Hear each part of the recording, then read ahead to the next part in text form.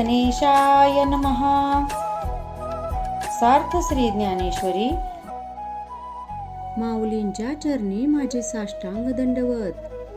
वाचावी ज्ञानेश्वरी, डोळा पहावी पंढरी. ज्ञान होय अज्ञानाशी, ऐसा वर या टीकेशी. ज्ञान होय मोढा, अति मूर्ख त्या दगडा.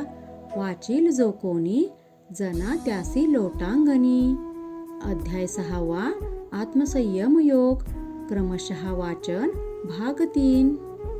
नारद सुक्तात नवविधा भक्तीचे जे 9 प्रकार सांगितले आहेत, त्यातील 8वी भक्ती म्हणजे सख्य भक्ती.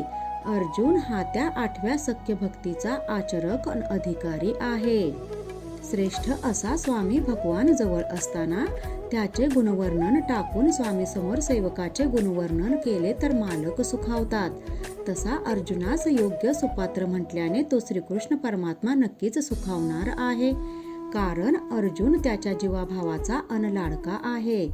जी पतिव्रता आपल्या पतीची सेवा करून अनपतीस प्रिय आहे, त्या पतिव्रतेचीच तिच्या पतीपेक्षा जास्त वाखाणणी होत नाही का? त्याप्रमाणे त्या पात्रतेस योग्य ठरलेल्या त्या अर्जुनाचे थोडे गुणगान करावे असे माझ्या मनात आले. कारण प्रभूस तो एकटाच या श्रवण सुखास प्राप्त अनयोग्य वाटला आहे. ज्या भक्तप्रेमापोटी तो निराकार या रूपाने सगुण साकार झाला आहे, ज्याला कशाचीच कमतरता नाही, तो अर्जुनाच्या सख्य प्रेमाचा भुकेला झाला. तो अर्जुन श्रेष्ठ नाही का? तेव्हा श्रोते सुद्धा असे म्हणतात की काय ही भली नवलाई अन किती प्रभावी शब्दातले ते वर्णन. ते इतके नादमधुर श्रवणीय आहे की ज्याच्या सुंदरतेने प्रत्यक्ष नादब्रह्मालाच जिंकले आहे. जर मराठी भाषेत असे सर्वांग सुंदर श्रवणीय अन सर्व नवरसांनी परिपूर्ण असे वर्णन करता येत असेल, तर ते त्या भाषेचे अन वक्त्याच्या वाक्यकौशल्याचे सुद्धा एक वेगळे नवलच नाही का? ज्ञानदेवांचे हे बोलणे, हे निरूपण पौर्णिमेच्या शुभ्रधवल अशा सुखदायी चांदण्यांप्रमाणे आहे. त्यांच्या प्रत्येक शब्दातून नाना भावार्थ व्यक्त होत आहेत. त्या शब्द चांदण्यांच्या मुळेच गीतारूपी कमलपुष्प हे एकेका पाकळीने हळूहळू उमलू पाहत आहे. ज्ञानदेवांच्या अनुभव प्रचितीच्या शब्दातील ताकदच एवढी प्रचंड होती की त्यामुळे श्रोत्यांचे कान तृप्त झाले, त्यांचे अंतरंग सुख समाधानाने डोलू लागले. ही गोष्ट गुरु निवृत्तीनाथ अन ज्ञानदेवांच्या लक्षात आली. गुरु संकेत लक्षात घेऊन त्या श्रवण सुखात पार रंगलेल्या श्रोत्यांना भानावर आणत ज्ञानदेव म्हणाले, श्रोतेजन हो, ऐका, लक्ष द्या. त्या श्रीकृष्णाने खरोखर पांडवकुलावर आपली कृपा केली आहे. देवकी मातेने त्यास जन्म दिला, यशोदा मातेने त्यांचे संगोपन केले, पण हा सर्वार्थाने उपयोगी पडला तो या पांडवांनाच. हा अर्जुन इतका पुण्यवान भाग्यवान आहे की त्यास या परमात्म्याची काही खास सेवा करावी लागली नाही, त्याची वाट पाहावी लागली नाही. तो आयताच त्यांच्यावर प्रसन्न झाला आहे. त्यावर श्रोते म्हणतात की असो, आता तुम्ही पुढे काय घडले ते निवेदन करा. तेव्हा ज्ञानदेव म्हणाले की अर्जुन लढिवाळपणे कृष्णास म्हणाला, कृष्णा, अरे तू जी म्हणून साधू संतांची लक्षणे सांगितलीस ती लक्षणे माझ्या अंगात तर नाहीत. खरं म्हणजे ती लक्षणे तरी जाणून घेण्या इतका योग्यतेचा मी आहे का नाही हे सुद्धा मला ठाऊक नाही.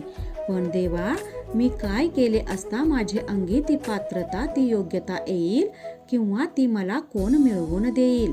तू जर माझ्यावर कृपा केलीस तर ती योग्यता मिळवण्यात, ती पात्रता प्राप्त करण्यास आणि तो अभ्यासही करण्यात मला नक्कीच यश मिळेल, हे मी मनोमन जाणतो.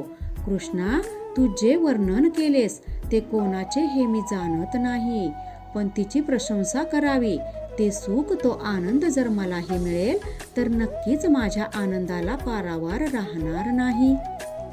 अर्जुन कृष्णास म्हणाला, देवा, ती पात्रता माझ्या अंगी येईल आणि मी सुद्धा ती परम सुख अवस्था भोगू शकेन असे तू करशील का? त्यावर देव हसून म्हणाले, हो, तुला सुद्धा मी नक्कीच ब्रह्मरूप करीन. असे बघ की चित्ताच्या ठाई जर संतोष नसेल तर सर्वत्र सुखाची केवळ उणीवच जाणवते, पण जर तोच संतोष हा प्राप्त झाला तर केवळ सर्वत्र सुखच सुख असल्याचे अनुभवास येते. त्याप्रमाणे जो त्या सर्वेश्वराचा सेवक झाला आहे तो नक्कीच त्यासारखा होणार नाही का?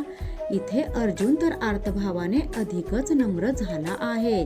ज्ञानदेव म्हणतात की काय कौतुक आहे पहा, जो भगवंत हजारो वर्षे तप करूनही आपलासा करता येत नाही, तो इथे मात्र त्या अर्जुनाच्या प्रेमापोटी किती आधीन झाला आहे पहा.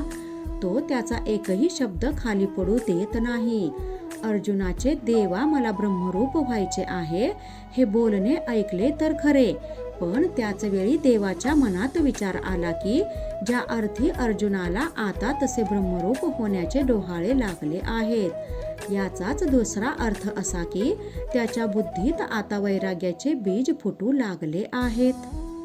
किंवा अर्जुन हा जर एखादे नवे झाड मानावे तर त्याला वैराग्याचा वसंत फुलला आहे आणि तो अहम ब्रह्मरूपाच्या मोहराने ओझ्याने वाकला आहे. आता याला नक्कीच मोक्षरूपी फळप्राप्ती होईल, कारण त्याचा विरक्तपणा हा वाढला आहे असे भगवंतास खात्रीपूर्वक वाटू लागले. तेव्हा ते मनोमन असा विचार करतात की आता हा अर्जुन या योगाचरणास नक्कीच तयार झालेला दिसतोय. अर्थात तो जर ही साधना करेल, हा मार्ग आचरेल तर तो नक्कीच त्याचा फलदायी ठरेल. तेव्हा आता त्यास हा मार्ग सांगायला हरकत नाही असे ठरवून देव म्हणाले, वा अर्जुना, मी तुला आता जो योग मार्ग सांगणार आहे तो सर्व मार्गातला श्रेष्ठ असा राजमार्ग आहे. आता तू या मार्गाचे वर्णन ऐक, जो मार्ग आचरला असता प्रवृत्तीरूपी वृक्षाखाली असंख्य मोक्षफळे लाभावीत असा हा मार्ग आहे. या राजमार्गाची यात्रा स्वतः श्री भगवान शंकर हे सुद्धा अद्याप करीत आहेत.